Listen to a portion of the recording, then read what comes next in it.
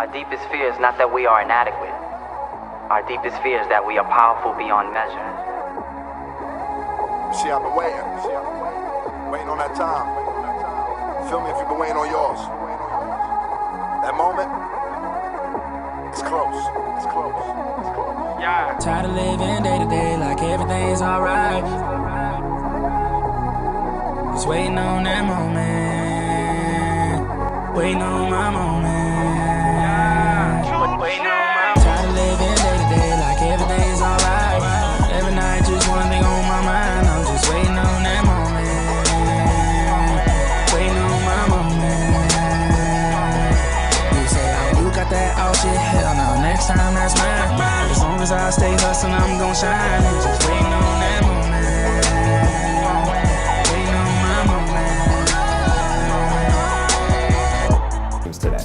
The first two are Michigan and Creighton. Now, on the surface, these two teams have nothing really alike. One's in the Big Ten, one is a mid-major, but they have two of the best offenses in the country and two of the best players. Michigan has Trey Burke, Creighton has Doug McDermott. Both could win the National Player of the Year. The reason you might not want to pick them to get all the way to the Final Four is their defense.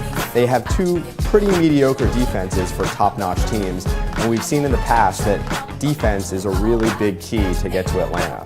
The next team is Virginia Commonwealth, a mid-major, Cinderella, total darling of everyone who watches basketball. They made it to the Final Four in 2011.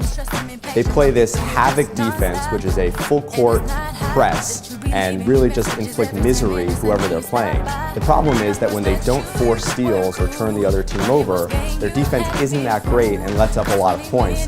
When they play better teams in the tournament that might be able to protect the ball, they might not be able to force those steals and their defense could suffer. The next two teams are teams that are probably going to be on the top two lines of the tournament. One is Gonzaga, the other is Miami. Gonzaga is the #1 team in the country right now, could be a #1 seed for the first time ever, but they've never made it to a Final Four under Mark Few, and no one knows if this is the year or not. The other one is Miami. Miami is one of the oldest teams in the country.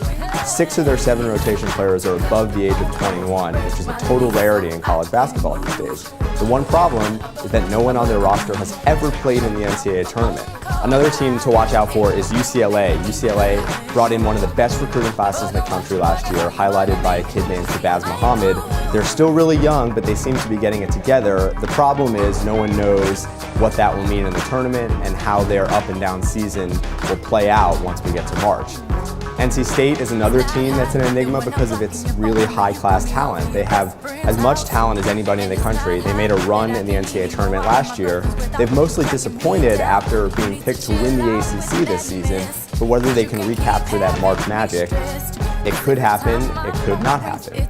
The last team we want to focus on is Georgetown, which is in the running for a #1 seed again. They have maybe the player of the year in a kid named Otto Porter, and they have one of the best defense in the country. The problem is they play a Princeton offense that really slows things down and isn't as efficient as a lot of other offenses in the country.